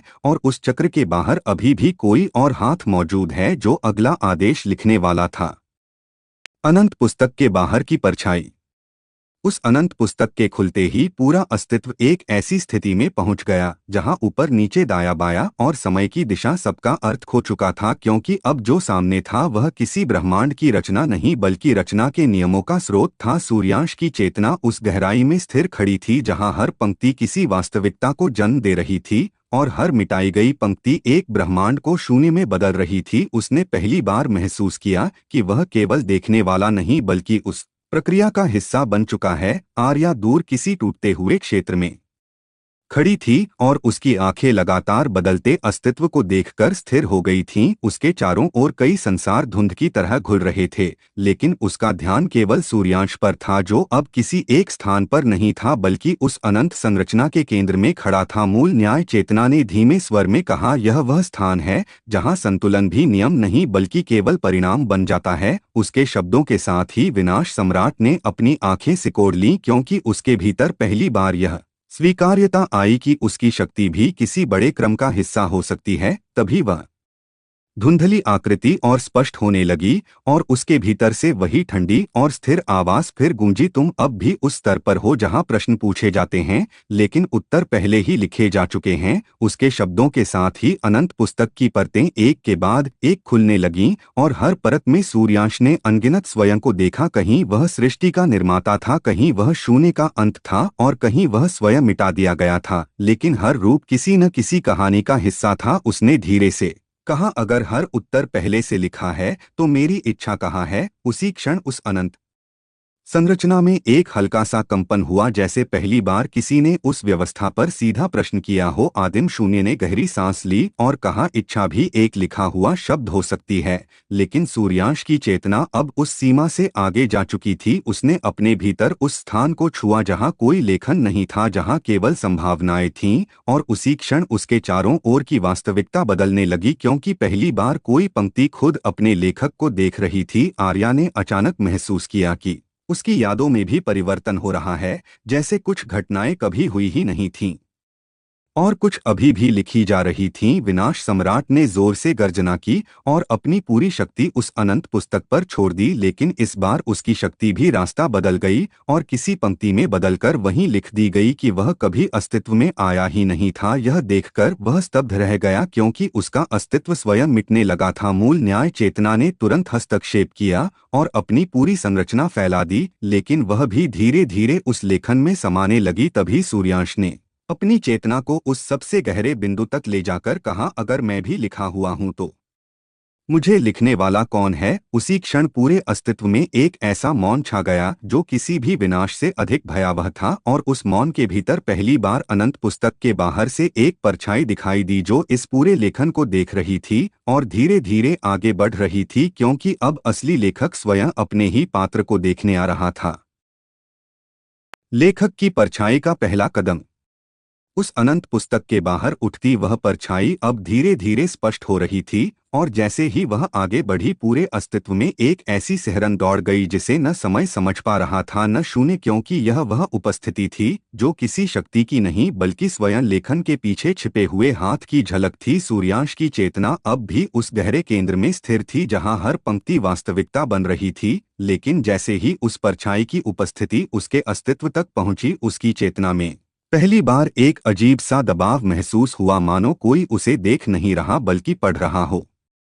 आर्या दूर टूटते हुए एक क्षेत्र में खड़ी थी और उसका पूरा शरीर कांप रहा था, क्योंकि उसके सामने ब्रह्मांड एक किताब की तरह पलट रहा था और हर पल कुछ नया लिखा और मिटाया जा रहा था। मूल न्याय चेतना ने गंभीर स्वर में कहा, यह वह नहीं है जो लिखता है, यह वह है जो लेखन के होने का कारण है। उसके शब्दों के साथ ही विनाश सम्राट की आंखें सिकुड़ गईं, क्योंकि उसकी क्रूरता भी इस नए भय के सामने फीकी पड़ रही थी। उसने धीमे स्वर में कहा, अगर यह वही है तो फिर हम सब कभी अस्तित्व में ही नहीं थे। तभी उस परछाई ने अपना हाथ आगे बढ़ाया और उसी क्षण अनंत पुस्तक के सभी पन्ने एक साथ थम गए, जैसे किसी ने पूरे लेखन को बीच में रोक दिया हो। और उस मौन में उसकी आवाज गूंजी, तुमने प्रश्न पूछने की सीमा पार कर दी है। उसके शब्दों के साथ ही सूर्यांश की चेतना में एक तीव्र झटका लगा, क्योंकि उसने महसूस किया कि यह आवाज किसी पात्र की नहीं बल्कि उस हाथ की है जिसने कभी सृष्टि और शून्य दोनों को पहली बार शब्दों में बदला था। सूर्यांश ने अपनी चेतना को स्थिर करते हुए कहा, अगर प्रश्न पूछना गलती है तो उत्तर देना किसका अधिकार है? उसी क्षण पूरे अस्तित्व में कंपन फैल गया, क्योंकि यह पहली बार था जब किसी ने सीधे उस परछाई को चुनौती दी थी। आदिम शून्य ने तुरंत अपनी पूरी शक्ति फैला दी और कहा, सावधान, यह संवाद नहीं सहन करेगा। लेकिन उस परछाई ने कोई प्रतिक्रिया नहीं दी, वह केवल धीरे धीरे और पास आती रही और हर कदम के साथ वास्तविकता के नियम बदलते जा रहे थे। कई ब्रह्मांड अचानक ऐसे मिट गए जैसे उनका कभी कोई अस्तित्व ही नहीं था और कई नए ब्रह्मांड उसी क्षण लिखे जा रहे थे, लेकिन उनमें कोई स्वतंत्रता नहीं थी। आर्या की आंखों में आंसू आ गए क्योंकि उसे पहली बार लगा कि उसकी हर स्मृति किसी और के हाथ में है। विनाश सम्राट ने पूरी शक्ति एक साथ छोड़ दी, लेकिन इस बार उसकी शक्ति उस परछाई के पास पहुंचकर स्वयं एक पंक्ति बन गई जिसमें लिखा गया था यह शक्ति कभी थी ही नहीं।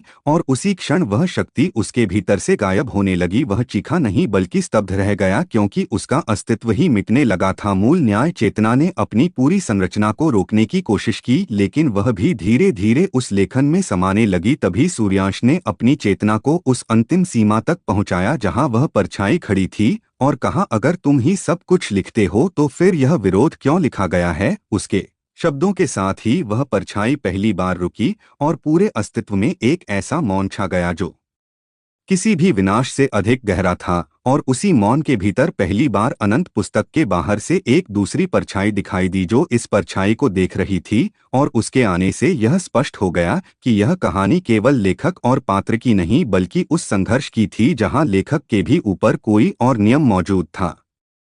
लेखक के ऊपर का लेखक।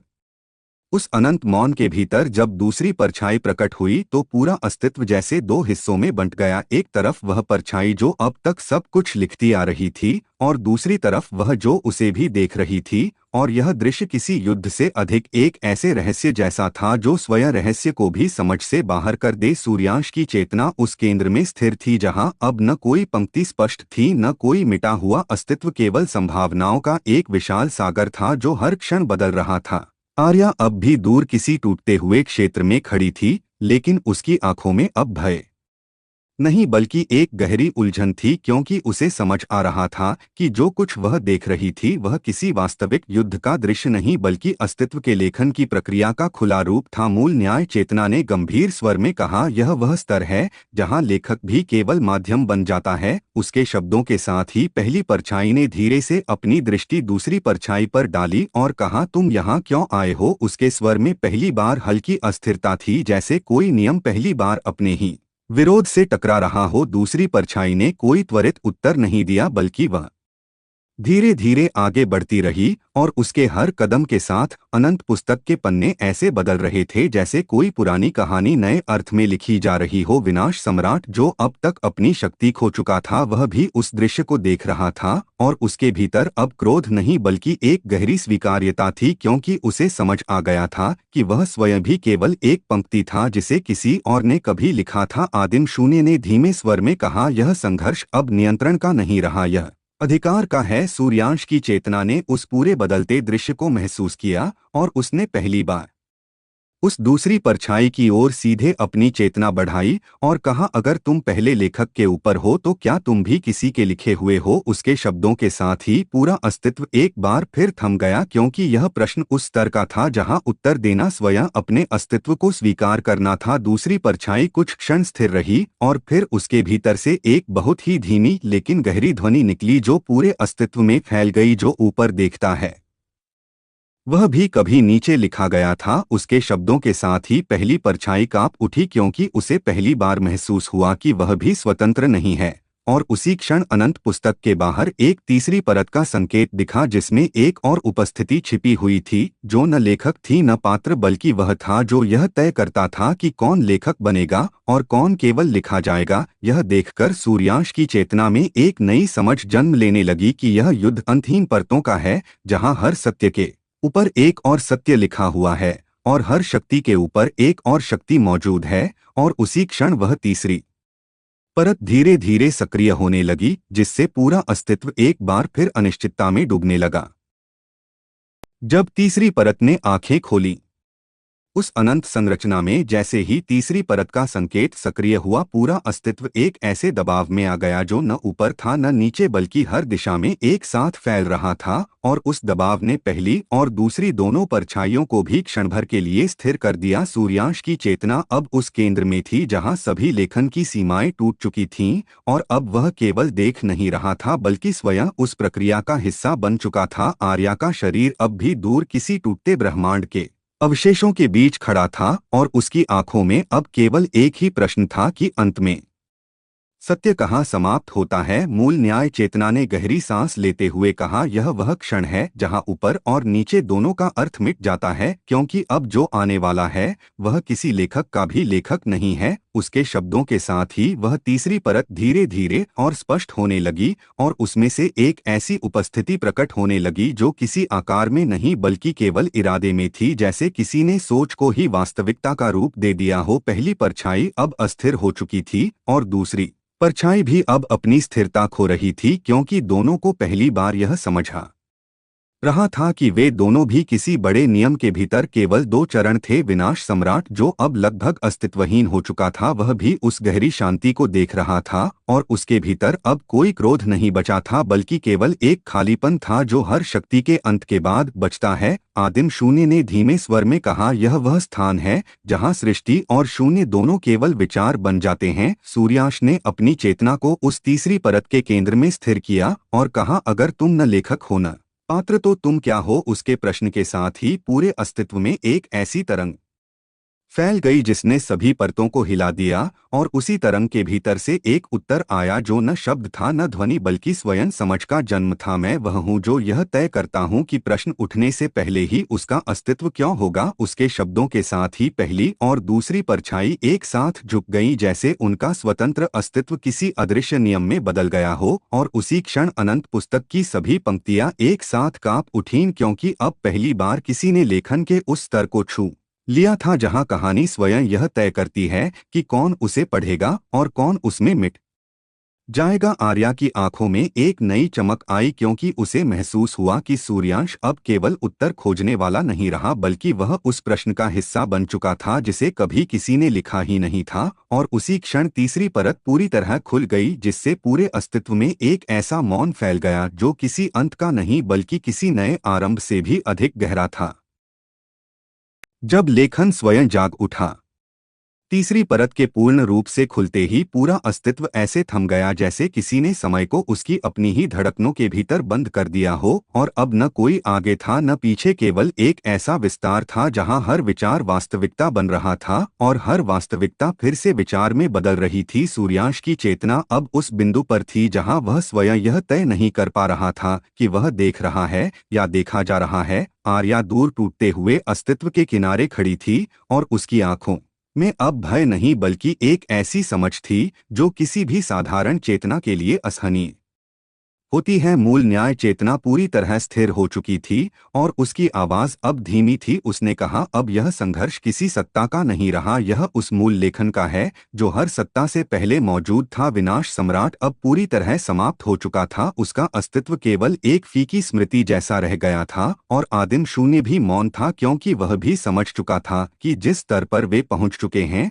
वहां शक्ति का कोई अर्थ नहीं बचता। तभी वह तीसरी परत और स्पष्ट हुई, और उसमें से एक विशाल और अनंत उपस्थिति प्रकट हुई जो किसी आकार में नहीं थी बल्कि हर आकार की सीमा थी, जैसे हर चीज की परिभाषा उसी से शुरू और उसी पर समाप्त होती हो। पहली और दूसरी परछाई अब पूरी तरह उसके सामने झुक चुकी थीं, क्योंकि वे समझ चुके थे कि वे दोनों केवल उसके द्वारा निर्धारित अलग अलग दृष्टिकोण थे। सूर्यांश ने अपनी चेतना को स्थिर रखते हुए कहा, अगर तुम ही अंतिम हो तो फिर यह विरोध क्यों बनाया गया। उसके शब्दों के साथ ही पूरे अस्तित्व में एक हल्की सी तरंग दौड़ी, और उस तरंग में उत्तर जन्म लेने लगा, क्योंकि कोई भी सत्य बिना प्रश्न के जीवित नहीं रह सकता। उसके शब्दों के साथ ही सूर्यांश के चारों ओर कि वास्तविकता एक नई संरचना में बदलने लगी जहां समय की दिशा समाप्त हो चुकी थी और कारण और परिणाम एक ही बिंदु पर मिल चुके थे। आर्या ने अचानक महसूस किया कि उसकी स्मृतियां भी बदल रही हैं, जैसे वह किसी कहानी का हिस्सा नहीं बल्कि किसी कहानी का अवलोकन मात्र हो। उसी क्षण वह अंतिम उपस्थिति और स्पष्ट हुई और उसने कहा, तुम अब उस बिंदु पर हो जहां लेखक और पात्र दोनों का अर्थ समाप्त हो जाता है, क्योंकि अब लेखन स्वयं जाग रहा है।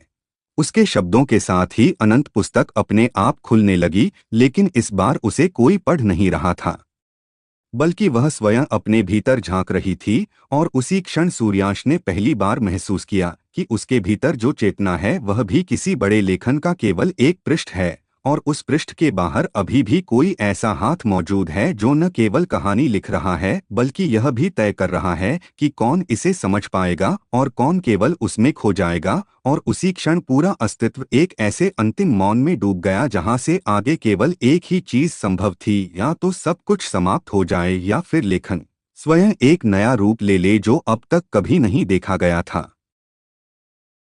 एपिसोड 217 एक का अंत। जब लेखन ने स्वयं अपनी आंखें खोल दी, उस अनंत मौन के भीतर जब सूर्यांश की चेतना उस अंतिम बिंदु पर पहुंची जहां लेखक और पात्र का अंतर समाप्त हो जाता है, तो पूरा अस्तित्व एक ऐसी स्थिति में बदल गया जहां न कोई समय था न कोई स्थान, केवल एक जीवित लेखन था जो स्वयं अपने भीतर लिख और मिट रहा था। आर्या की आंखों के सामने अब जो कुछ था वह किसी युद्ध का दृश्य नहीं बल्कि एक ऐसी वास्तविकता थी जो हर क्षण अपने नियम बदल रही थी, और वह धीरे धीरे समझ रही थी कि वह भी केवल एक पंक्ति का हिस्सा है जो किसी अनंत कहानी में लिखी जा रही है। मूल न्याय चेतना अब पूरी तरह शांत थी और उसकी आवाज भी अब केवल एक स्मृति की तरह रह गई थी। उसने अंतिम बार कहा, यह वह क्षण है जहां कहानी समाप्त नहीं होती बल्कि कहानी स्वयं जाग जाती है। उसके शब्दों के साथ ही विनाश, सम्राट, आदिम शून्य और सभी महान शक्तियां किसी एक धुंधले अस्तित्व में विलीन होने लगीं, क्योंकि अब वे स्वतंत्र अस्तित्व नहीं थे बल्कि उसी लेखन के अलग अलग रूप थे। सूर्यांश अब उस केंद्र में खड़ा था जहां अनंत पुस्तक स्वयं उसके सामने खुली थी, लेकिन इस बार वह पुस्तक किसी हाथ से नहीं बल्कि स्वयं अपनी इच्छा से खुल रही थी,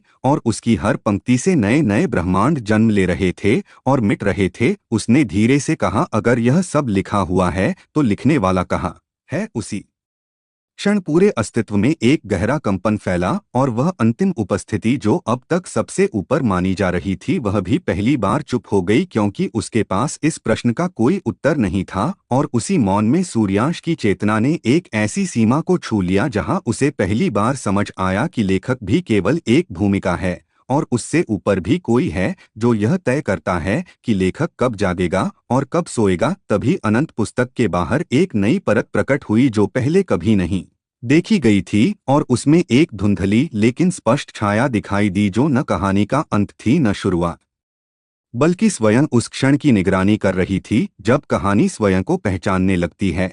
और उसी क्षण सूर्यांश की आंखें खुलीं और उसने देखा कि वह केवल एक पात्र नहीं बल्कि एक अधूरे लेखन का जागता हुआ विचार है, और उस विचार के बाहर अभी भी कोई विशाल हाथ मौजूद है जो मुस्कुरा रहा है, क्योंकि उसने पहली बार अपने लिखे हुए पात्र को स्वयं प्रश्न करते हुए देखा था। और उसी क्षण पूरा अस्तित्व स्थिर नहीं हुआ बल्कि एक नए प्रकार की कहानी में बदल गया जहां अंत का अर्थ भी एक नया आरंभ बन चुका था। और यही वह क्षण था जहां सत्र एक समाप्त नहीं हुआ बल्कि केवल जागृत हुआ।